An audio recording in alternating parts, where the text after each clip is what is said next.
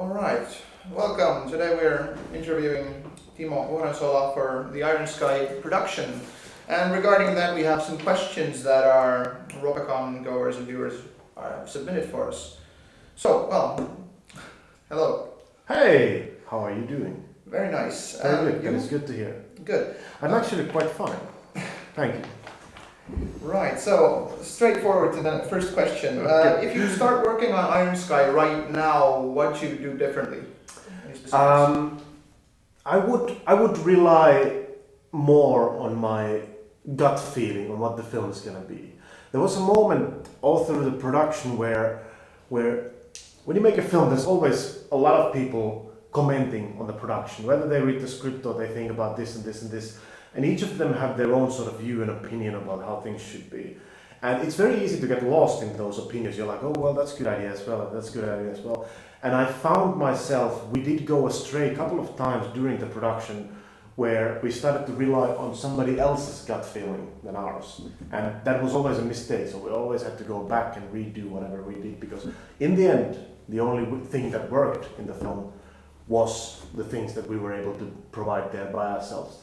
Whenever everybody else was trying to bring in their sort of an outsider, very rarely was that very sort of constructive in that way. Because in a way, when you're a filmmaker, you're so deep in the world of that film, you're the only one who actually knows how that world operates, and it's not possible to. It's not possible for somebody who just sits on the other side of the table and say, why don't you change this to something completely radically different? Say, why do you have to have Nazis on the film? That was one question. A lot of people ask. Wouldn't it be easier to sell if there was something else? Not that evil. Nazis are, so there's always these negative connotations, like, Soviets on the moon or whatever. But it didn't make any sense. So eventually we did stick up with the original plan, but I would have probably even tried to be more firm with those thoughts. Yes. On another note, how many, presumably most of them were budget related, compromises did you have to make during the production of Iron Sky? I think the whole filmmaking is all about compromises, because you always have to, you never have enough money to do something, so you have to find a way around it. Some call it compromise, some call it creative decision. Sometimes it actually is a compromise, sometimes it actually is a creative decision. I did find out that restrictions are the best muse, as they say. That it's the best way that makes you think, how do I achieve this in the most creative way when I don't have the money? And I really enjoy that kind of thing. But of course, there comes a moment, a situation where you have to just cut the corners and you have to go straight. There was a couple of things. We had a big car chase sequence set in New York, which we really wanted to shoot, and we planned it. We storyboarded it. We did all the calculations. But in the end, it would have costed like 1/10 of the budget of the whole film just for one 30-second sequence. That was not possible, so we decided to cut that out, because otherwise we would have had to cut something else out. And but outside of sort of that kind of things, making an independent movie with a producer who trusts you, it's actually, you don't have to do compromises that much. You may have to find alternative routes to do something that you don't have money to do, but very rarely do you actually have to do a proper, big time compromise. Mm-hmm. Yes. Now a movie related question to ease the mood. How much of Earth was actually destroyed in the war? Yeah. So what do we see in the end of the film? We see nuclear bombs flying across the globe, and we see big centers of light being sort of dimmed out. So basically we leave the Earth as dead and barren. That is the image that we see. How much is there really destroyed at the end of the war? I gotta be honest with you, I wouldn't like to live on that planet anymore. It's not in a good shape after that war. And I think it's sort of it's like an impending doom, and obviously it's sort of like 80s fear of how nuclear war would be, because if you really see a nuclear war right now, it probably wouldn't destroy the whole Earth as it is. Like we thought in the 80s that if nuclear war begins, it's probably going to wipe out everything, every living creature on the Earth. To be honest, I always believe, I'm a firm believer in humankind, and I believe that humankind will survive, even if there is something as horrible as a nuclear war that would take place. humankind would survive. Maybe not the infrastructure, maybe not the now in the way it is now. But with Iron Sky, I do go with the assumption that Earth is not very habitable.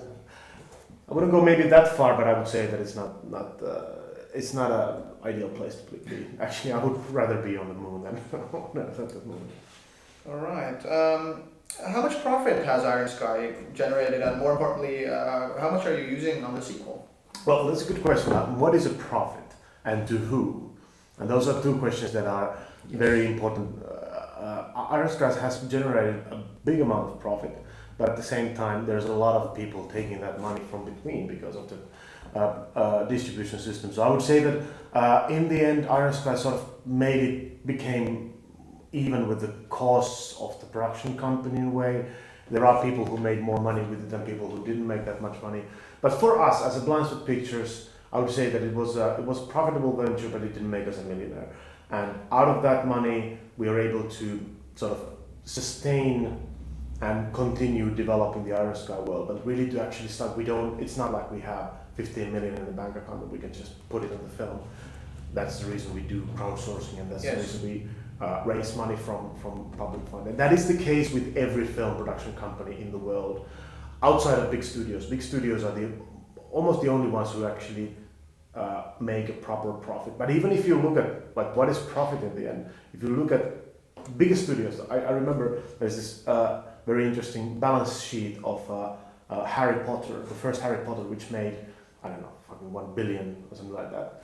But in the end, if you create with the creative accounting, it's proven that it made €0 of profit, $0 of profit, and that's just that's the way the studios work. So I would go and claim that no film actually makes ever profit, because profit is not good for film, because it means that then you have to do this and this and this.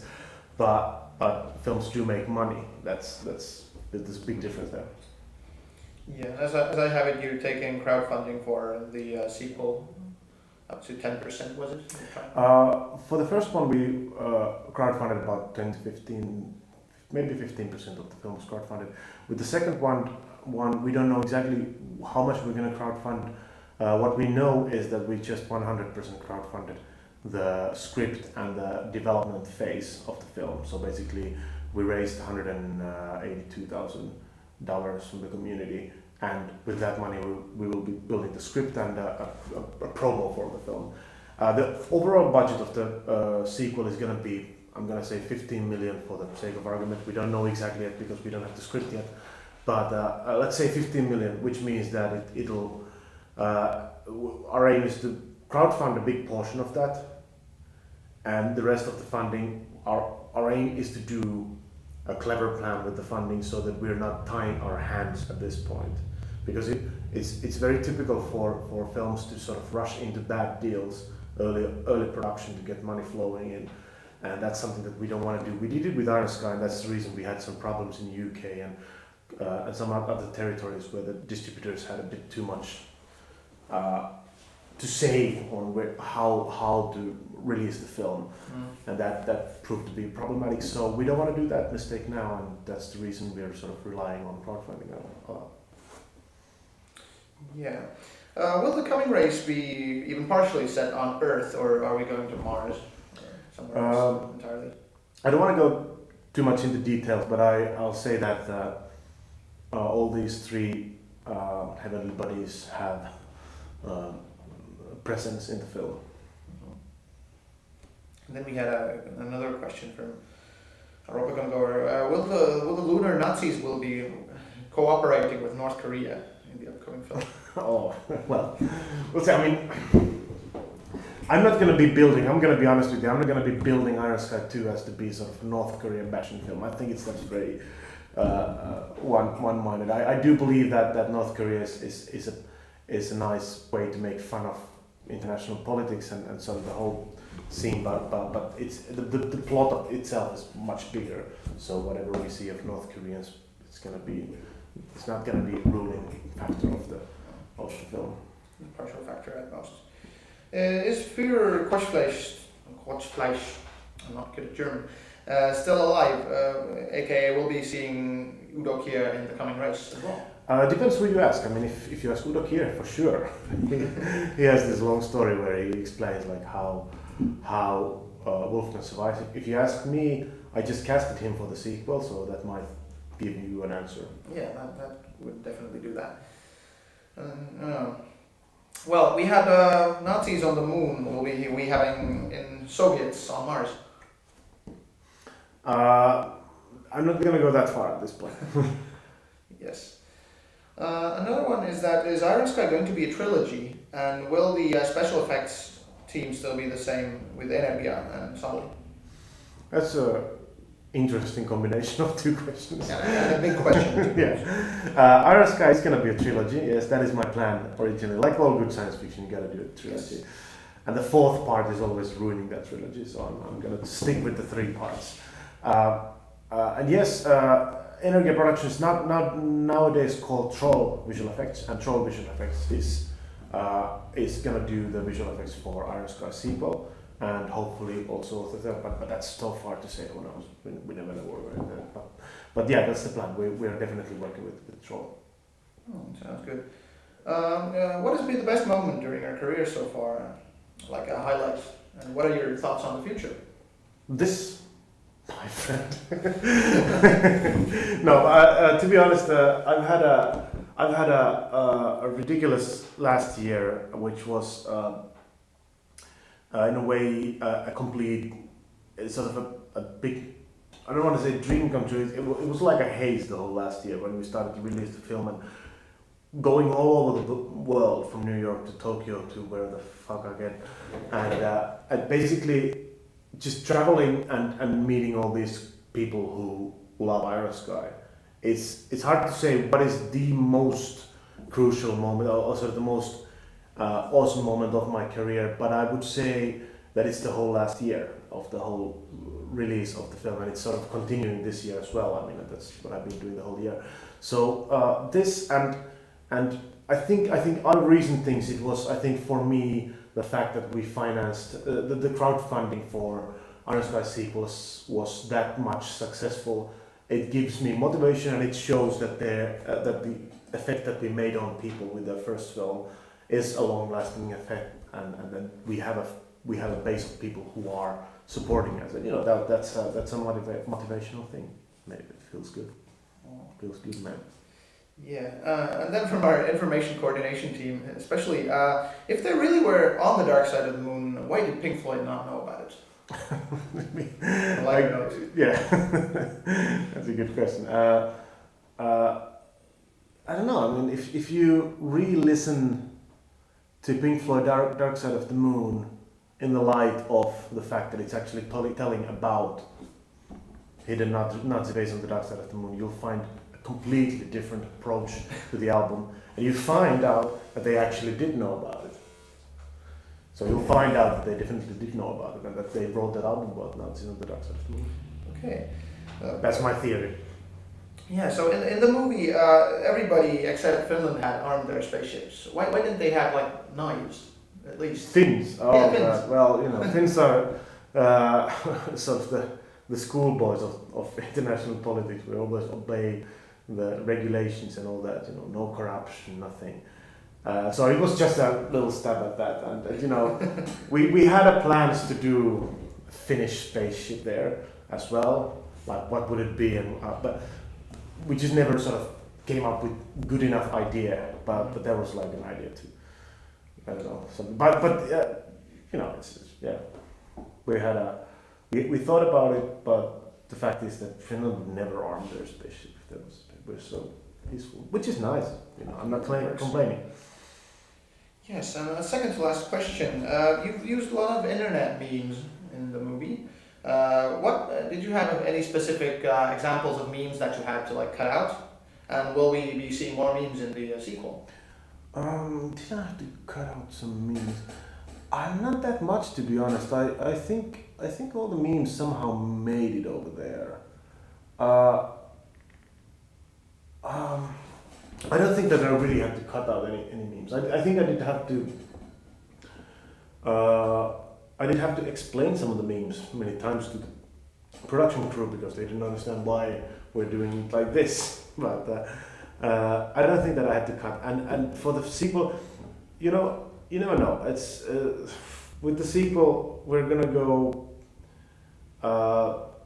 further down to certain kind of direction, and I really don't know if we can put all the memes in the film. They actually were born quite much on the set. We came on the set and we realized, you know what, this is funny.